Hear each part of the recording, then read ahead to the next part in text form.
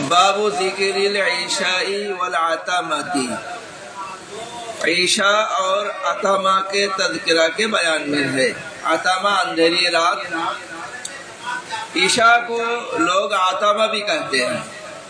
اب سوال یہ ہے کہ مغرب کو عشاء کہنے سے منع کیا گیا، تو کیا ایسا ہی عشاء کو عتمہ کہنا کوئی ممنوع ہے؟ تو کہتے ومن رآہ واسعا، جس نے اس کے بارے میں وسعت دیکھی، یعنی گنجائش ہے عشاء کے لیے عتمہ کا لفظ استعمال کرنے میں۔ کیوں؟ اس لیے کہ اس کے اندر کوئی شبہ واقع نہیں ہوتا، اس لیے کہ عشاء کی نماز تو ہوتی ہے تب جب اندھیری چھا جاتی ہے، چاہے شفق لال لیا جائے یا سفید لیا جائے، بہرحال اس کے بعد اندھیری ہو جاتی ہے۔ جیسے ہمارے یہاں مغرب کے بارے میں یہ ہے کہ جو سفیدی ہے وہ چھپ جائے، سرخی کے بعد سفیدی آتی ہے، وہ چھپ جائے، اس کے بعد عشاء کی نماز ہے، تو اس کے بعد سیاہی آتی ہے، تو لہذا عتمہ کہا جائے تو کوئی حرج نہیں ہے۔ ابو ہریرہ رضی اللہ تعالی عنہ کہتے ہیں کہ نبی کریم صلی اللہ علیہ وسلم نے فرمایا، منافقوں کے لیے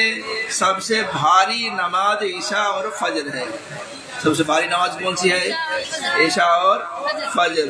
ہاں، کام کاج کر کے عشاء میں شریک ہونا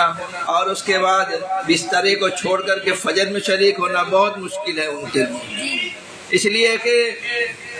قرآن میں یہ کہا گیا کہ وہ لوگ نماز میں جب کھڑے ہوتے ہیں بالکل سست، یعنی دل تو لگتا نہیں، ڈر کے مارے وہ نماز پڑھتے ہیں، تو اس لیے ان کے لیے سب سے پریشانی کی چیز ہے۔ اور فرمایا لو یعلمون ما فی العتمۃ والفجر،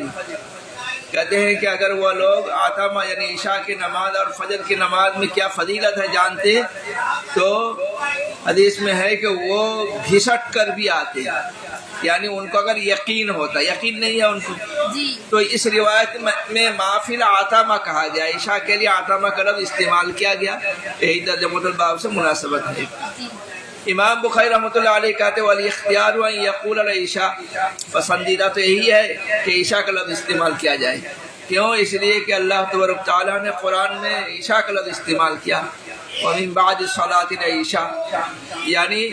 عشاء کے بعد جن لوگوں کو داخل ہونے کے لیے اجازت لینے کے لیے کہا گیا، یعنی بچوں کے لیے، ویسے ہی دن میں تو آنے جانے کی اجازت ہے، لیکن عشاء کے بعد دوپہر کو جب آدمی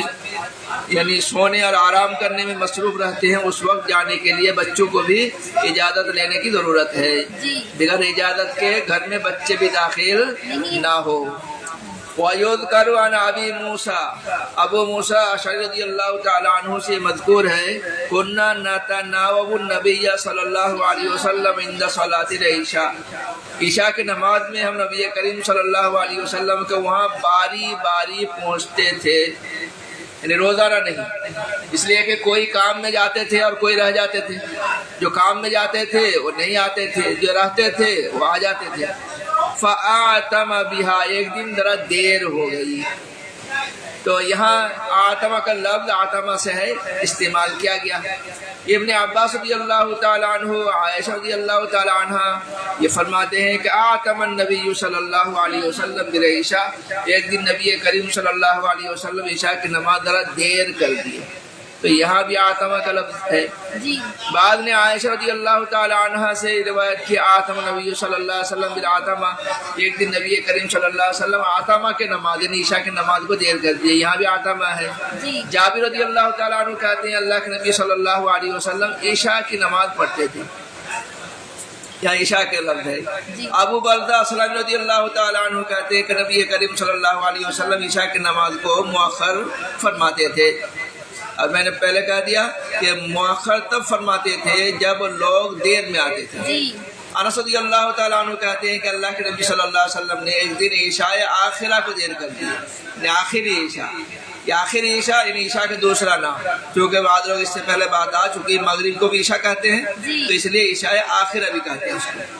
ابن عمر، ابو ایوب انصاری، ابن عباس رضی اللہ تعالیٰ عنہ کہتے ہیں نبی کریم صلی اللہ علیہ وسلم مغرب اور عشاء کی نماز پڑھائی، تو یہاں صاف عشاء کا لفظ ہے۔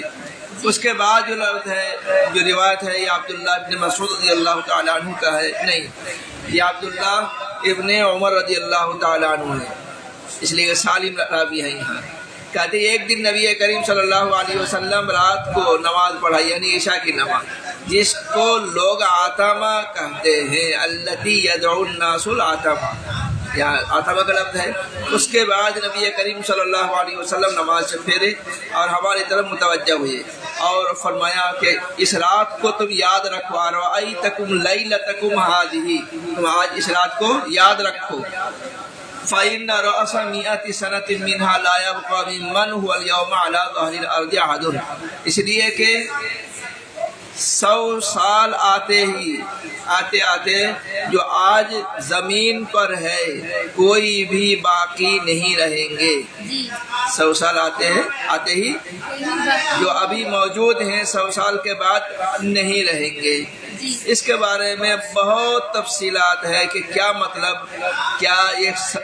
100 سال جانے کے بعد قیامت ہو جائے گی؟ ایسا تو نہیں ہے، 1450 سال ہو گیا قیامت نہیں آئی، 100 سال میں کیا قیامت آئے گی؟ تو اس کا مطلب ہے قرن کا زمان، یعنی ایک صدی کا گزر جانا، اور ایک صدی میں عام طور پر سب لوگ رہتے نہیں، عام طور پر لوگ چلے جاتے ہیں۔ ایسا ہوتا ہے کہ 100 سال پہلے جو لوگ تھے سب ابھی موجود تھوڑی ہیں،